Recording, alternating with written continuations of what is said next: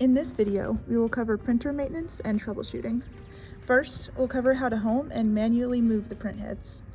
To home, you can do so on the printer screen by clicking the farthest left home button on the control page. This brings the head to the front left corner and brings the bed to its home position as well.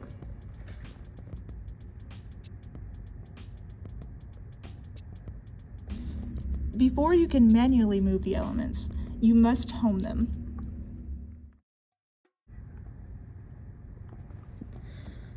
To manually move the elements, click the Move button on the control page. From there, you can move both print heads and the bed in increments by clicking the corresponding buttons.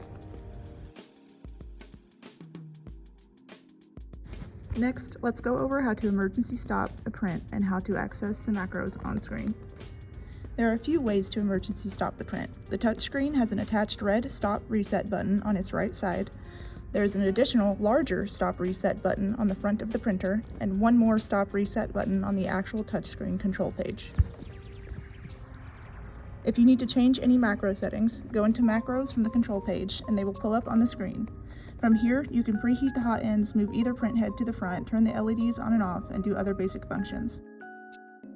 The enclosure LED turns the enclosure light on and off. The hot end LED toggle turns the LED on the printer head on and off. It's fairly straightforward. If you go into General Macros, you can see all of these settings here, which we will look at in a moment. You can verify firmware, enable continuous filament, move the bed down, and have access to these controls by going to this page. Going back to the Home Macros page, let's go to Network. As you can see, the network page does have the Wi-Fi reset as well, along with other controls, such as enabling and disabling the Wi-Fi and creating an access point network. You'll probably use the macros I've shown the most, but I encourage you to explore the macro sections yourself to get a grasp of what macros are where. First, cut the original filament at an angle and feed it back onto its roll.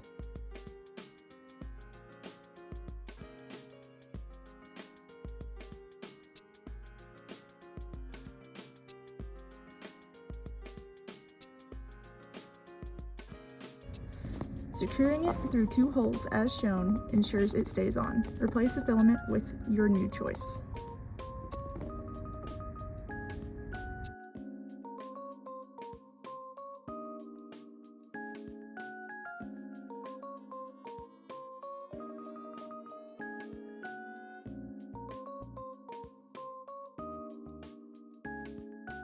Feed the new filament through the side of the machine through the hole you see here.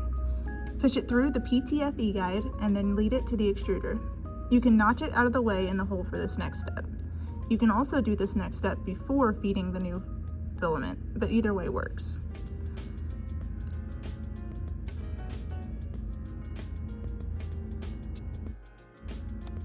Next, extrude the remaining old filament out through the hot end, pressing the extrude button on the touchscreen. Do not let it exceed 5 millimeters per second on this step. If you do let it exceed this speed, then clogs, thinning filament, or damage to the extruder can occur. You can pull any remaining excess filament out with tweezers. Feed the new filament through the head. If your calibrations are perfect, then you can push through until you can see new filament coming out of the end. However, it is safer and preferred to push the filament in only until you feel resistance, then stop. If you force it all the way through and the calibrations aren't perfect, you can create a huge clog in the nozzle. Next, put the tensioner back and see if it holds. If it does, you're good to go to the next step. If it doesn't, redo this step. Now you can extrude the new filament through.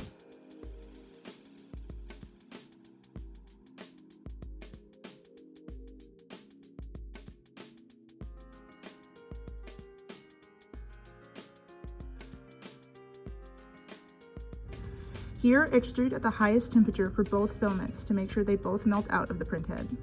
Keep going until you see only the new filament. Stop extruding at this point and pull any excess with tweezers. Make sure to return the temperature to what it should be for this filament after this step. You can now print with the new filament.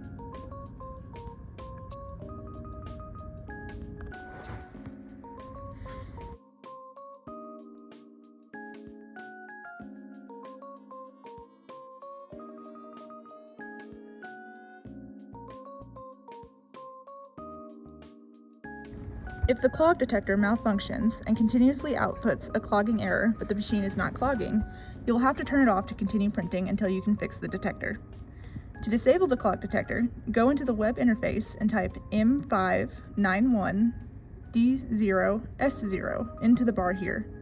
The D0 indicates that this is turning off for nozzle 1. If you put in D1, then it will turn it off for nozzle 2.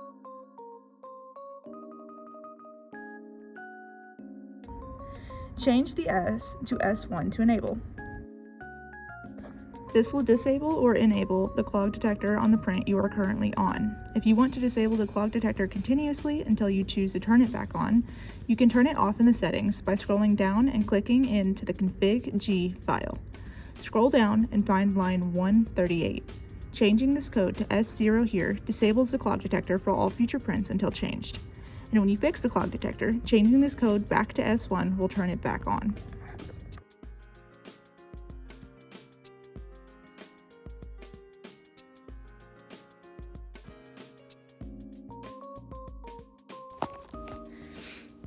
Clean the printer bed at least once a month, or if there's anything stuck to it. Before you do, ensure that the bed is not heated and the temperature is low. Use acetone or 99% isopropyl alcohol to clean the bed.